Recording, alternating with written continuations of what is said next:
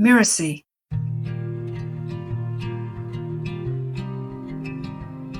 There was once a country called the Land of Light.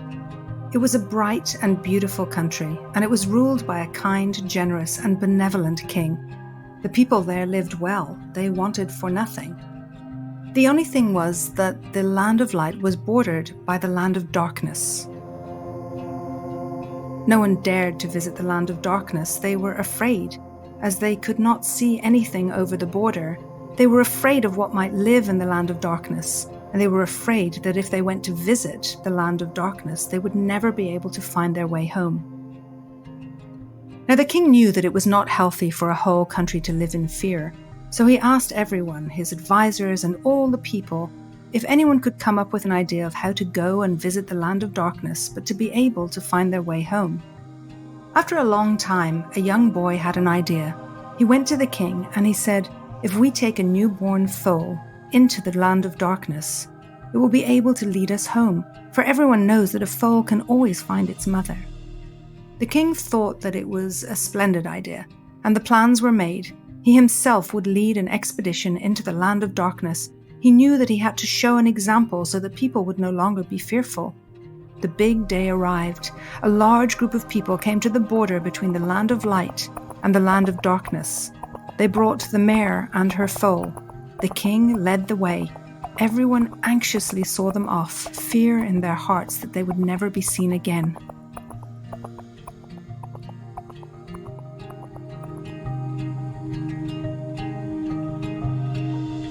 Hi, I'm Lisa Bloom, the Story Coach, and you're listening to Once Upon a Business.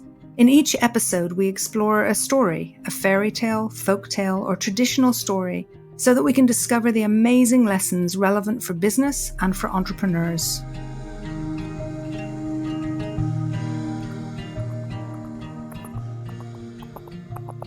The group walked into the Land of Darkness, and it was dark.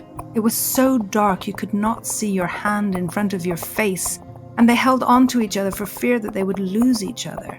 The only thing they could feel were stones underneath their feet.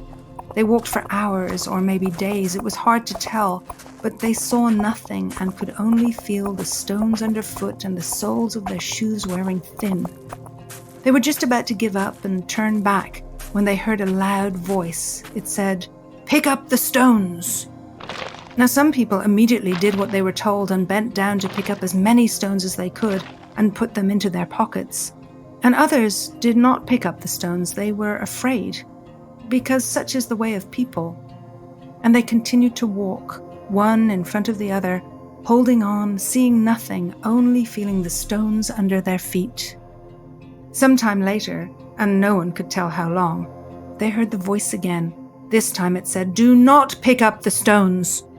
And immediately those who had picked them up dropped them, and the others picked them up as soon as they were told not to, for such is the way of people. And they walked on and on. Soon the king decided that it was time to go back. They released the foal and urged her forward to find her mare. And slowly she walked back the way they had come until a light was seen up ahead, and the group arrived back at the Land of Light. There was a great celebration. They had gone into the Land of Darkness and they had returned safely. The crowd was thrilled and the king was satisfied. But then they remembered the stones, and they looked in their pockets and they took them out. They discovered that they were precious stones, rubies, diamonds, emeralds, each one more beautiful than the next. The people who had not taken stones back with them were sorry they hadn't, and those who had, they were sorry they had not taken more, because such is the way of people.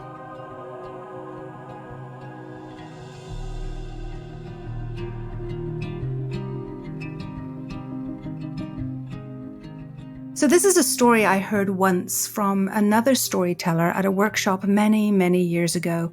And though I only heard it once, it stayed with me and I've told it many times. There's so much about this story that speaks to me as a person and as a business owner, manager, and entrepreneur.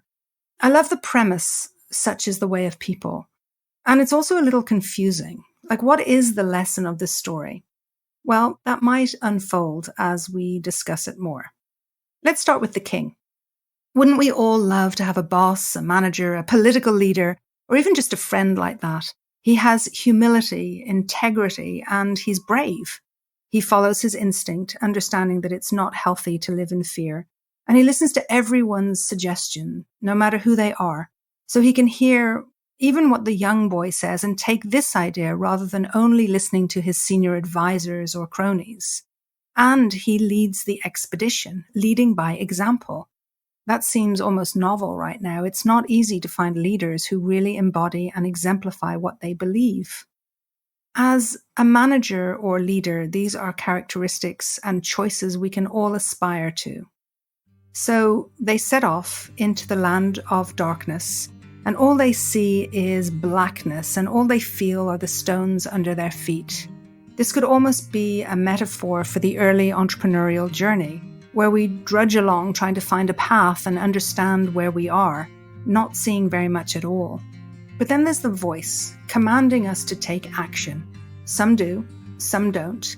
It always amuses me to predict who are the people who would do what they are told and who are the ones that do the opposite. I would suggest that a business needs both types of people, or we'd either have no innovation or we'd get nothing done. Ultimately, the king turns the party around and they head home. There's a great celebration as they arrive back safely. But also the king realizes there's really nothing to fear.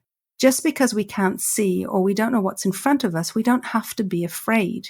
I think that's a wonderful lesson for us all. And it especially speaks to the entrepreneur who can rarely see too far ahead into the future and must deal with the darkness and the stones underfoot. The end of the story is when they remember the stones and discover that they are precious stones. Those who didn't take the stones were sorry, and those who did were sorry that they hadn't taken more, for such is the way of people. To me, this seems to say that in every adventure, we can bring back treasure.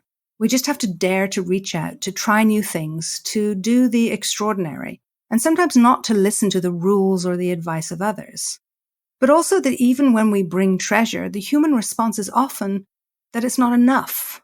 This is both a moment of reality, but also a warning that we can take chances, go on adventures, and sometimes they will pay off and we will find treasure, and sometimes we won't, and that's okay. We don't need more all the time. I've been guilty again and again of meeting with my coach only to report on all the things I haven't achieved or completed and all the projects that were not done yet. One time my coach just said, "Stop, please. I think you're missing something." Since we last met, amazing things have happened, and sheepishly I had to admit my treasures, some incredible achievements that I had not been focusing on because I'm already moving on to the next task, the next action item. This story reminds us to look at the precious stones, to see its beauty, to appreciate it, and to see that it's quite enough. The truth is that not only are our experiences and our adventures enough, they are a special gift to us for our business and for our lives. In fact, what we get from our entrepreneurial adventures and from our businesses, sometimes we overlook them, but it's important to take a moment and appreciate how far we've come and what amazingly precious gifts we have received. When I was told this story many years ago, it was accompanied by a simple meditation. Why don't you join me? Close your eyes. Imagine that you have a precious stone in your pocket, something you've picked up along the way. Take it out. Hold it in the palm of your hand. What color is it? How does it feel? Is it rough or smooth? Is it sharp or pointed or flat and round? Is it cold or is it warm?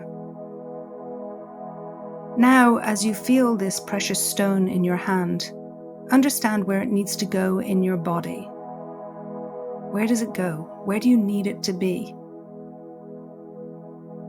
Now put the stone in that place in your body that needs it, and notice that it fits perfectly.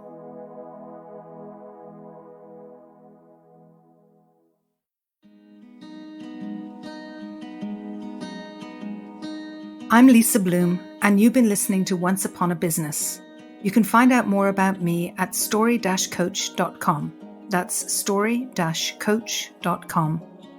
Once Upon a Business is part of the Mirasee FM podcast network, which also includes such shows as Just Between Coaches and Course Lab. This episode of Once Upon a Business was produced by Cynthia Lamb. Jeff Govertson assembled the episode. Danny Inney is our executive producer. Post-production was by Post Office Sound. So you don't miss the episodes that are coming up on Once Upon a Business, please follow us on Apple Podcasts, Spotify, or wherever you're listening right now. And if you like the show, please leave us a starred review. It really does help us out. Thank you. We'll see you next time.